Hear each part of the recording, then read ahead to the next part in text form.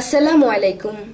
হে জগতবাসী, আমি নুসরাত জাহান সামিয়া আবারও আপনাদের সামনে উপস্থিত হইলাম বিশ্ব আধ্যাত্মিক জ্ঞান সঞ্চার দরবার শরীফ হইতে আমার পিতা শামীম আলী চিশতির লেখা একটি গ্রন্থ। সেই গ্রন্থটির নাম হল শরীয়তের পেট থেকে হাকিকত এবং মারিফতকে উদ্ধার। সেই গ্রন্থটির একটি আলোচনা আজকে আমি আপনাদের শোনাব। আমার আলোচনাগুলো অবশ্যই আপনারা মনোযোগ সহকারে শুনবেন, তাহলে অবশ্যই বুঝতে পারবেন।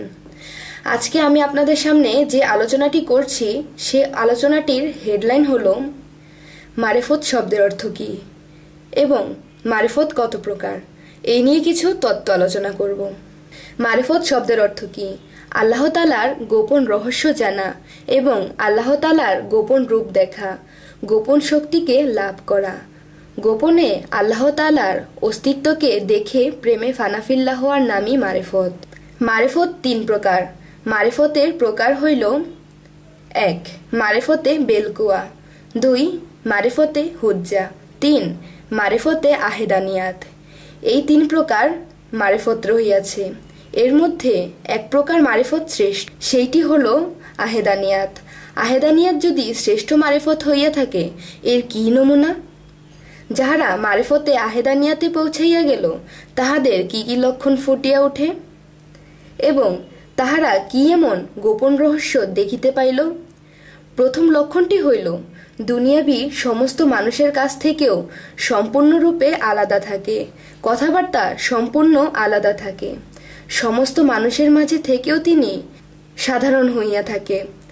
পৃথিবীর কোনো লোভ লালসা কামনা বাসনা তাকে গ্রাস করতে পারে না এবং চুপচাপ থাকতে পছন্দ করে এবং অল্প কথায় বেশি কথার ফয়সালা দিয়ে থাকে এবং যখন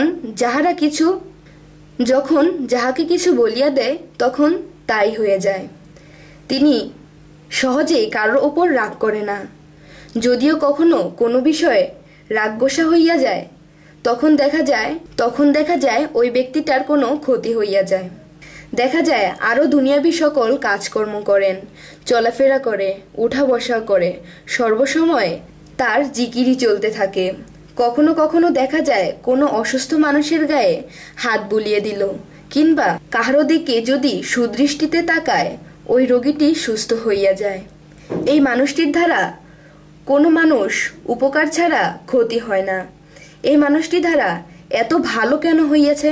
কারণ তিনি আল্লাহর সাথে সম্পর্ক করিয়া নিয়েছেন এবং আল্লাহ তাআলার ও নিজের পরিচয় পাইয়া গিয়াছেন এবং আল্লাহর গোপন রহস্য জানিয়া নিয়েছে, বুঝিয়া নিয়েছে, দেখিয়া নিয়েছে। বহু প্রেম সাধনার পরে একটি মানুষ এইরকম জায়গায় পৌঁছাইতে পারে। এইরকম মানুষ আল্লাহর বন্ধু।